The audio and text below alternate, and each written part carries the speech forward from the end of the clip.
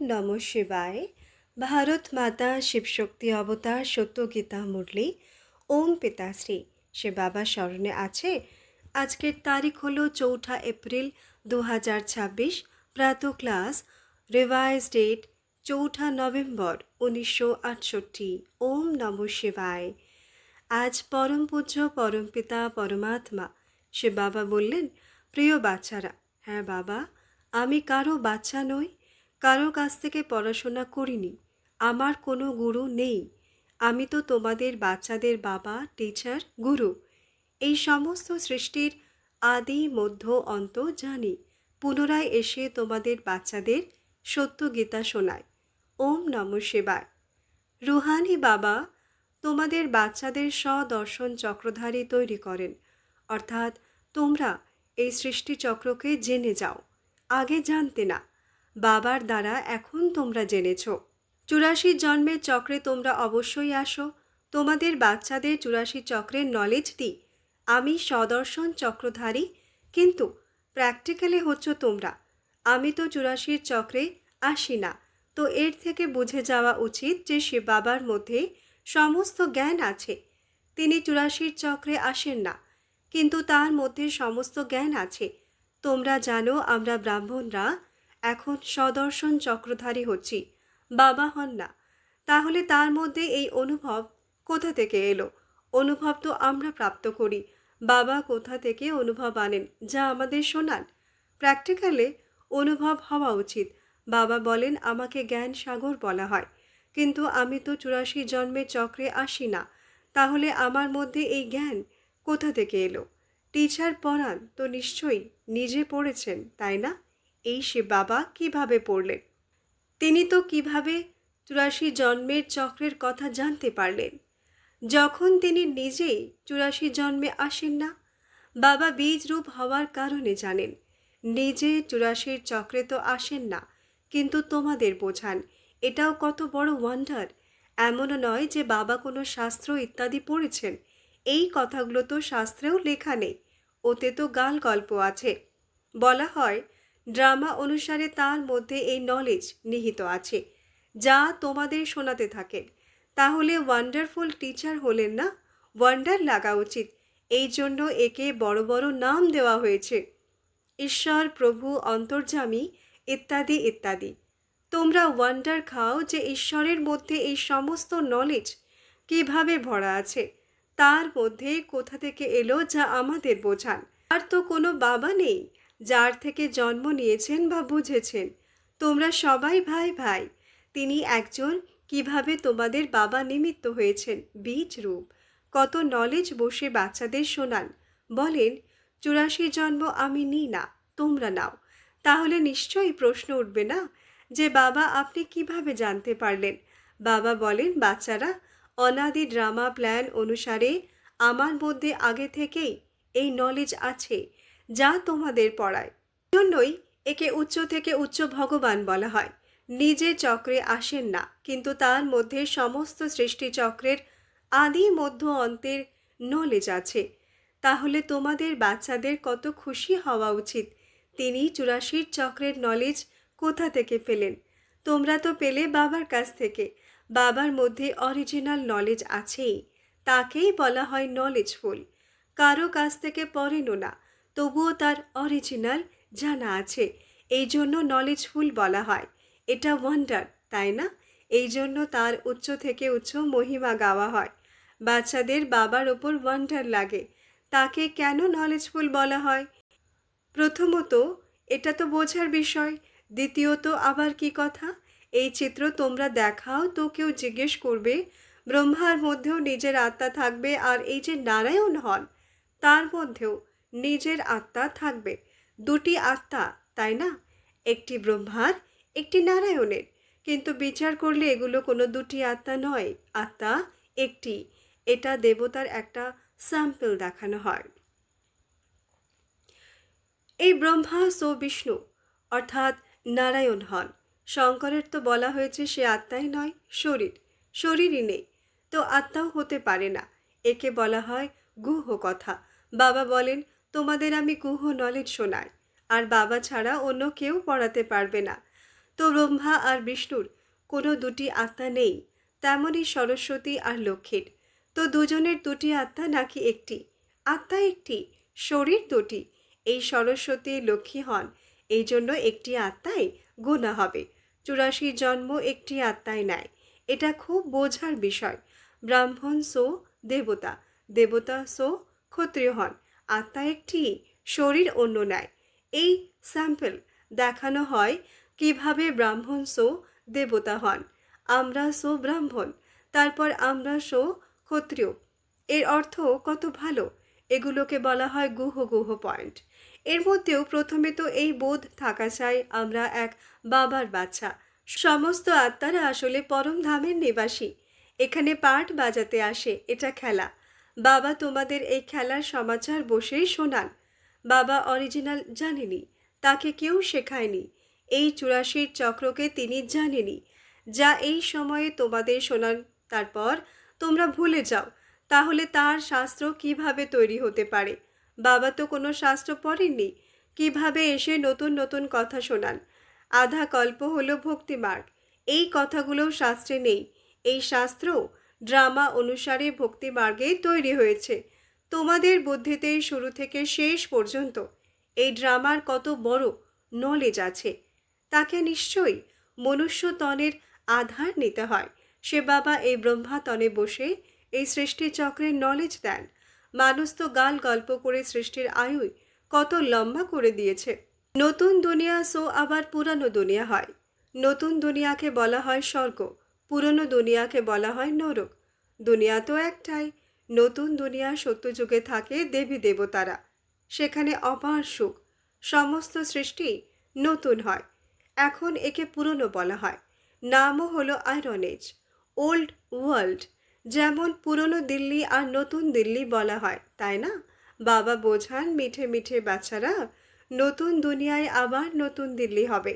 এরা তো পুরনো দুনিয়াতেই বলে দেয় নতুন দিল্লি, একে নতুন বলবে কিভাবে? বাবা বোঝান নতুন দুনিয়ার নতুন দিল্লি হবে, সেখানে লক্ষ্মীনারায়ণ রাজ্য করবে, তাকে বলা হবে সত্যযুগ। তোমরা এই সারা ভারতে রাজ্য করবে, তোমাদের গদি যমুনার তীরে হবে। শেষে রাবণ রাজ্যের গদিও এখানে, রাম রাজ্যের গদিও হবে। একে পরিস্থান বলা হয়।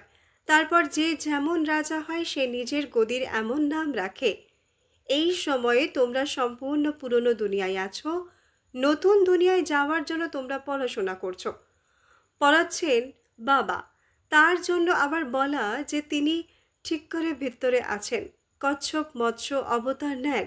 বাবা বলেন কত মূর্খ হয়ে যায়, কলিযুগে সবাই অতি মূর্খ, পাথর বুদ্ধি। সত্যযুগে তোমরা পারস বুদ্ধি থাকো, নামই হলো পারসনাথ। ওপরে পারসনাথ আছে, পাথরনাথকে পারসনাথ তৈরি করেন কে?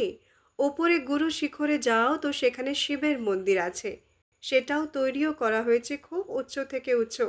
এই মন্দির হলো স্মারক, যে শিবাবা বিশ্বের শান্তি স্থাপন করেছেন। কিভাবে করেছেন তার পুরো মন্দির আছে। ওপর থেকে নিচে এসে তোমাদের রাজযোগ শিখিয়েছেন, ওপরে ছাদে সমস্ত স্বর্গ দেখানো হয়েছে।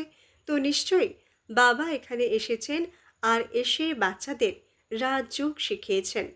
এখন তোমরা 21 জন্ম স্বর্গে যাওয়ার জন্য পুরুষার্থ করছো, সেখানে অকালে মৃত্যু কখনো হয়ই না। বেহাদের বাবার কাছ থেকে 21 জন্মের বর্ষা পাওয়া যায়। এখন তোমরা আছো সঙ্গম যুগে, যখন কলিযুগ পুরনো দুনিয়া শেষ হতে চলেছে। এখন জানুয়ারি থেকে বলবে বাকি 7 বছর। বাবা এর হিসাবও বলেছেন। আমি আসি ব্রহ্মাতনে। মানুষের তো জানাই নেই যে কে, শুনেছে প্রজাপিতা ব্রহ্মা। তোমরা প্রজা তাই না ব্রহ্মার, এই জন্য নিজেদের ব্রহ্মার সন্তান বলো। বাস্তবে সে বাবার বাচ্চা শিববংশী, যখন নিরাকারী আত্মা। আবার সাকারে প্রজাপিতা ব্রহ্মার বাচ্চা ভাই বোন, আর কোনো সম্পর্ক নেই। সেই কলিযুগের সম্পর্ক তোমরা ভুলে যাও, কারণ তাতে বন্ধন আছে। তোমরা যাচ্ছ নতুন দুনিয়ায়। ব্রাহ্মণদের টিকি ছোট হয়, শিখকে ব্রাহ্মণ বলা হবে না। টিকি ব্রাহ্মণদের নিশানি, এটা তো তোমাদের ব্রাহ্মণদের কুল, ওটা হলো কলিযুগে ব্রাহ্মণ। ব্রাহ্মণরা সাধারণত পান্ডা হয়, এক ধামা খায়। অন্য ব্রাহ্মণরা গীতা শোনায়, এখন তোমরা ব্রাহ্মণরাও গীতা শোনাও, তারাও গীতা শোনায়। পার্থক্য দেখো কতটা। সেই ব্রাহ্মণদের হলো অসম্পূর্ণ গীতা, কারণ তারা বলে শ্রীকৃষ্ণ ভগবানুবাচ। তোমরা বলো কৃষ্ণকে ভগবান বলা যায় না, কৃষ্ণকে তো দেবতা বলা হয়, তার মধ্যে দৈবী গুণ আছে, তাকে তো এই চোখে দেখা যেতে পারে। শিবের মন্দিরে দেখবে শিবের নিজের শরীর নেই, তিনি হলেন পরম আত্মা, অর্থাৎ পরমাত্মা। ঈশ্বর, প্রভু, ভগবান ইত্যাদি দিয়ে কোনো অর্থ বেরোয় না। পরম আত্মা মানে পরমাত্মা, অর্থাৎ তিনি সুপ্রিম আত্মা। তোমরা সুপ্রিম নও। পার্থক্য দেখো কতটা। তোমাদের আত্মা আর সেই আত্মার মধ্যে। তোমরা আত্মারা এখন পরমাত্মার কাছ থেকে শিখছ, তিনি কারো কাছ থেকে শেখেননি। এটা তো ওয়ান্ডার, তাই না? সেই পরম আত্মাকে আমরা ফাদার বলি, টিচার, গুরু বলি। আর কোনো আত্মাই বাবা, টিচার, গুরু হতে পারে না। শ্রেষ্ঠ একজনই পরমাত্মা, তাকে বলা হয় ফাদার। বাচ্চাদের জন্য ফাদার আছেন, তো টিচারও চাই, তাই না? একজনই ফাদার, টিচার ও গুরুও। প্রত্যেকের প্রথমে ফাদার চাই, তারপর টিচার চাই, তারপর শেষে চায় গুরু। আজকাল তো ঠক লোক আছে যারা বলে বাচ্চাদের গুরু করানো উচিত, তবে সদ্গতি হয়ে যাবে, নইলে গুরু সবসময় শেষে করা হয়। তো বাবাও বলেন আমি তোমাদের বাবা, টিচারও হই, আমি তোমাদের সদ্গতি দাতা, সদ্গুরুও হই। সদ্গতি দেওয়ার মালিক গুরু একজনই, বাকি তো অনেক গুরু আছে, তারা দুর্গতিই দেয়। বাবা বলেন আমি তো সবার সদ্গতি দাতা, তোমরা সত্যযুগে যাবে, বাকি সবাই শান্তিধামে চলে যাবে, যাকে পরম ধাম বলে। সত্যযুগে আদি সনাতন দেবী দেবতা ধর্ম ছিল, বাকি কোনো ধর্ম নেই, আর সমস্ত আত্মারা চলে যায় মুক্তিধামে। সদ্গতি বলা হয় সত্যযুগকে। পাঠ বাজাতে বাজাতে আবার দুর্গতিতে এসে যায়। তোমরাই পুরো 84 জন্ম নাও, যথা রাজা রানী তথা প্রজা, যারা সেই সময়ে থাকবে। 9 লক্ষ তো প্রথমে আসবে, তাই না? 84 জন্ম তো 9 লক্ষ নেবে, তাই না? তারপর অন্যরা আসতে থাকবে। এই হিসাব করা হয়, যা বাবা বসে বোঝান। সবাই 84 জন্ম নেয় না, তারপর কম কম নিতে থাকে। ম্যাক্সিমাম হলো 84। এই যে কথাগুলো আর কোনো মানুষ জানে না, না সন্ন্যাসী, না গুরু, না টিচার ইত্যাদি এরা শোনাবে। না কোনো শাস্ত্রে লেখা আছে, না টিচার পড়ান, এই বাবাই বসে বোঝান। গীতায় আছে ভগবান উবাচ। এখন তোমরা বুঝে গেছো আদি সনাতন দেবী দেবতা ধর্ম কোনো কৃষ্ণ রচনা করেননি, এটা তো বাবাই স্থাপন করেন। কৃষ্ণের আত্মা 84 জন্মের শেষে সেই জ্ঞান শুনেছে, যে আবার প্রথম নম্বরে এসেছে। এই কথাগুলো বোঝার, রোজ পড়তে হবে। তোমরা স্টুডেন্ট ভগবানের, ভগবানুবাচ, তাই না? আমি তোমাদের রাজাদেরও রাজা তৈরি করি। এটা হলো পুরনো দুনিয়া। নতুন দুনিয়া মানে সত্যযুগ। এখন হলো কলিযুগ। বাবা এসে কলিযুগী পতীত থেকে সত্যযুগী পাবন তৈরি করেন। এই জন্য কলিযুগী মানুষ ডাকে বাবা এসে আমাদের পাবন করো, কলিযুগী পতীত থেকে সত্যযুগী পাবন করো। পার্থক্য দেখো কতটা। কলিযুগী আছে অপার দুঃখ, বাচ্চা জন্মালো সুখ হলো, কাল মারা যাবে দুঃখী হয়ে যাবে, সারা আয়ু কত দুঃখ হয়। এটা হলোই দুঃখের দুনিয়া। এখন বাবা সুখের দুনিয়া স্থাপন করছেন, তোমাদের স্বর্গবাসী দেবতা তৈরি করেন। এখন তোমরা পুরুষোত্তম সঙ্গম যুগে আছো, উত্তম থেকে উত্তম পুরুষ ও নারী হচ্ছ। তোমরা আসোই এই লক্ষ্মী নারায়ণ হবার জন্য। স্টুডেন্ট টিচারের সাথে যোগ রাখে, কারণ বোঝে এনার দ্বারা আমরা পড়ে অমুক হব। এখানে তোমরা যোগ লাগাও পরমপিতা পরমাত্মা শিবের সাথে, যিনি বসে দেবতা তৈরি করেন। বলেন আমাকে নিজের বাবা শিবকে স্মরণ করো, যার তোমরা শালিগ্রাম বাচ্চা। নিজেকে আত্মা মনে করো আর বাবাকে স্মরণ করো। তিনি নলেজফুল। ভক্তিমার্গে অযথার্থ গীতা শুনতে শুনতে তমপ্রধান হয়ে গেছো। বাবা আবার এসে সত্য গীতা শোনান, কিন্তু নিজে পড়েননি। বলেন আমি কারো বাচ্চা নই, কারো কাছ থেকে পড়িনি, আমার কোনো গুরু নেই। আমি তো তোমাদের বাচ্চাদের বাবা, টিচার, গুরু। তাকেই বলা হয় পরমাত্মা। এই সমস্ত সৃষ্টির আদি মধ্য অন্ত জানেন। যতক্ষণ না তিনি শোনান, তোমরা আদি মধ্য অন্ত বুঝতে পারবে না। ওয়ার্ল্ডের হিস্ট্রি জিওগ্রাফি, এই চক্রকে জানলে চক্রবর্তী রাজা হবে। এটা তোমাদের এই বাবা পড়ান না? এনার মধ্যেই সে বাবা প্রবেশ করে আত্মাদের পড়ান। এটা নতুন কথা, তাই না?